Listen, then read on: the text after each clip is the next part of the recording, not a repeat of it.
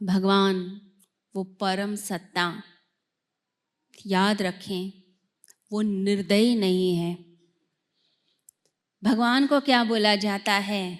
वो दया का सागर है, दयालु है परमेश्वर, ये बोला जाता है।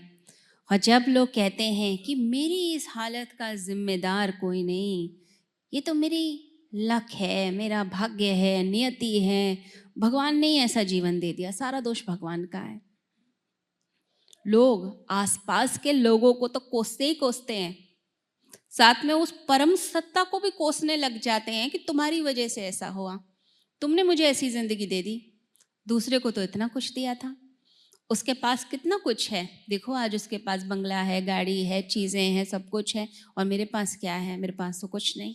हम तो सेम स्कूल में पढ़े थे, एक साथ एजुकेशन ली, सारी चीज़ें एक साथ थी, उसके बाद भी मेरा दोस्त तो आगे बढ़ गया और मैं पीछे रह गया।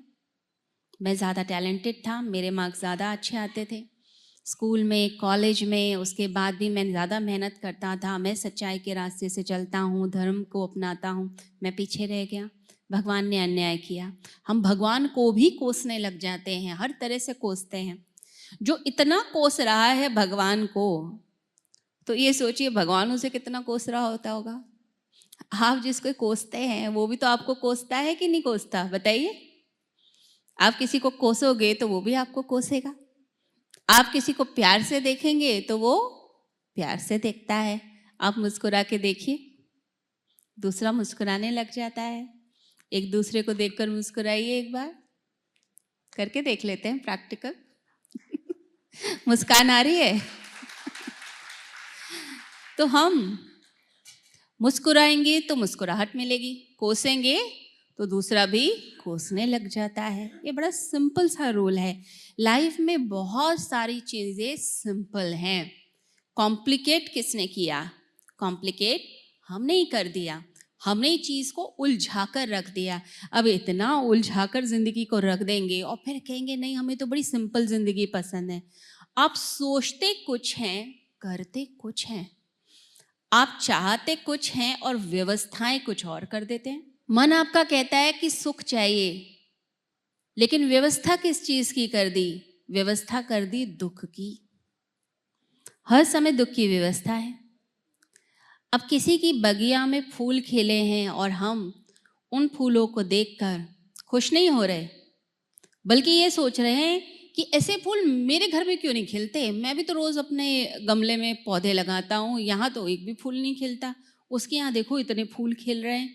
ज़रूर माली कुछ पार्शियलिटी कर रहा है, ठीक से नहीं लगा रहा पौधे मेरे। हम इस बात से दुखी हो जाते हैं। अब फूलों को देखकर मुस्कुराना चाहिए या रोना चाहिए?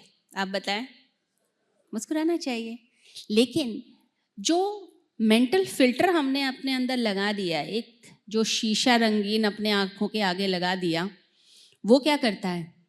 लाल रंग का शीशा लगाएंगे तो लाल रंग ही दिखाई देगा। अब हमने ये शीशा जो लगाया है ये कंपैरिजन का लगा दिया, हम तुलना करने लग जाते हैं लोगों से। अब क्या है, फूल देखकर मुस्कुरा नहीं रहे कि वाह इतने सुंदर फूल राह में खिले हुए हैं, किसी और ने मेहनत की है, हम में मज़ा आ रहा है।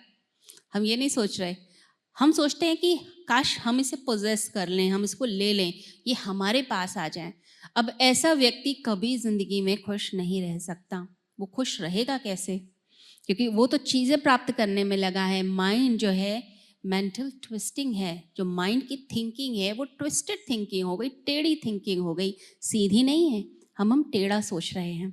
अब जो व्यक्ति टेढ़ा सोच रहा है हर समय, वो कभी खुश नहीं होगा। किसी के घर गए, अब उसके घर का उद्घाटन हो रहा है, उसने आपको निमंत्रण दिया कि आप आइए भोजन पर, हमारे घर का उद्घाटन है, और आप चले तो गए, लेकिन वहाँ देखकर आप एंजॉय नहीं कर रहे। ना तो आप खाना एंजॉय कर रहे हैं, ना आप लोगों की बातें एंजॉय कर रहे हैं, बल्कि आप ये देख रहे हैं इसके घर में चीज़ें कितनी हैं, सोफ़ा कैसा लगा है, दीवारें कैसी हैं, क्या आर्किटेक्चर है, इतना पैसा वेस्ट किया इसने, क्या ज़रूरत थी पैसा इतना वेस्ट करने की? अरे भाई पैसा उसका है, उसकी मर्जी, लेकिन हम कुड़ रहे हैं कि इतना पैसा क्यों वेस्ट कर दिया। फिर लगता है कि अच्छा वो ऐसे यहाँ पर बैठेंगे, इतनी बड़ी किचन होगी, इतनी चीज़ें होंगी, तो मन में लगता है हमारे पास क्यों नहीं है। वो कंपैरिजन शुरू हो जाता है। अब हुआ क्या, उसने तो बुलाया था कि मैं तो बड़ा खुश हूं, तुम भी खुश हो जाओ। और हमने क्या किया, हम गए थे खुशी में और दुख बटोर कर घर पर लेकर आ गए।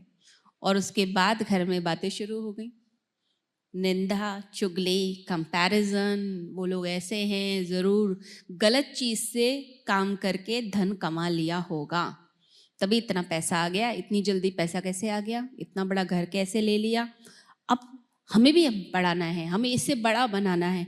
ये कंपैरिजन जब शुरू होते हैं, ऐसा व्यक्ति कभी ज़िंदगी में खुश नहीं हो सकता, कभी खुश नहीं होगा। गया था खुशी के मौके पर, ले आया बटोर के गम, और फिर उसका निकल जाता है दम, पूरी तरह दम निकल जाता है। तो आप अपना दम तो खुद ही निकाल रहे, खुद ही रो रहे, खुद ही चिंता में बैठे हैं, सर पकड़ के बैठे हैं, और फिर आत्महीनता, इन्फीरियरिटी कॉम्प्लेक्स आने लगता है। अरे भाई, किसने आपको नीचा दिखा दिया? नहीं, उसने मुझे नीचा दिखाया था, उसने ये बात करी, या उसने मेरे से ज़्यादा आगे बढ़कर बात बोल दी। हम कुछ भी बात को लेकर, अगर हमें दुखी रहना है, दुखी रहने वाला व्यक्ति कोई भी बात ले लेगा, उसके पास बहानों की कमी नहीं है।